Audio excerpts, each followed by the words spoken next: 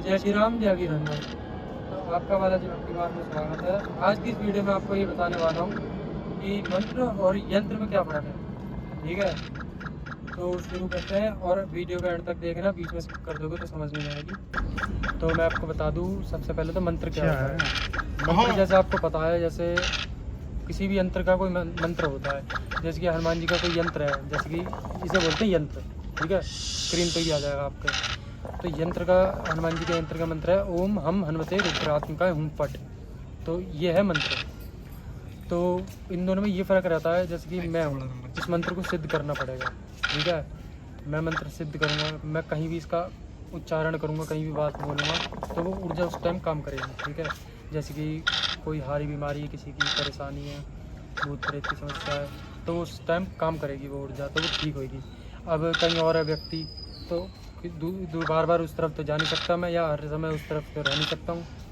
तो इसीलिए यंत्र को दे दिया जाता है सिद्ध करके उसी मंत्र से, क्योंकि उसके अंदर एक ऊर्जा स्थापित हो जाती है। तो वो यंत्र कहीं भी रहेगा ना, तो उसका प्रभाव पूरे घर में या पूरी दुकान में, जहाँ भी आप रखोगे व्यापार में, रहेगा। जैसे कि आपने देखा होगा, बहुत से लोग अपने घरों में लक्ष्मी यंत्र या अलग अलग तरीके के यंत्र लगाए जाते हैं। ठीक है, यंत्र का मतलब ये होता है उसमें देवता की ऊर्जा स्थापित होना, मतलब एक तरीके से देवता ही विराजमान होना उसमें।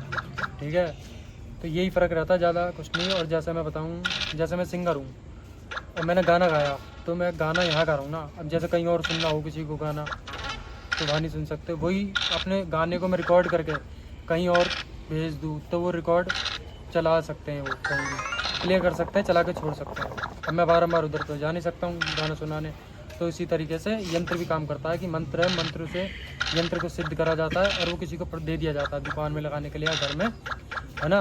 तो उसकी ऊर्जा वहाँ पर स्थापित हो जाती है, तो वहाँ वो अपना प्रभाव दिखाता है। उसका परिचय रहता है ज़्यादा से ज़्यादा सूतक पातक में, वो ख़राब हो जाता है, जैसे किसी के मरे में या जन्म में, इस तरीके से वो ख़राब हो जाता है, तो उसे दोबारा रिचार्ज करा जाता है। तो ये होता है यंत्र और मंत्र।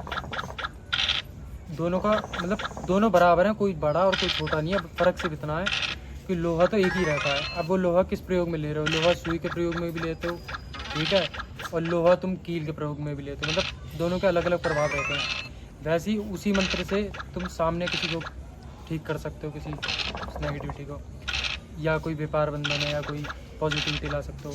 और वही मंत्र से उस यंत्र में ऊर्जा विद्यमान करते हुए कहीं किसी को प्रदान करके वो अपनी दुकान में लगा सकता है कहीं भी, तो वो ऊर्जा वहाँ भी स्थापित रहेगी।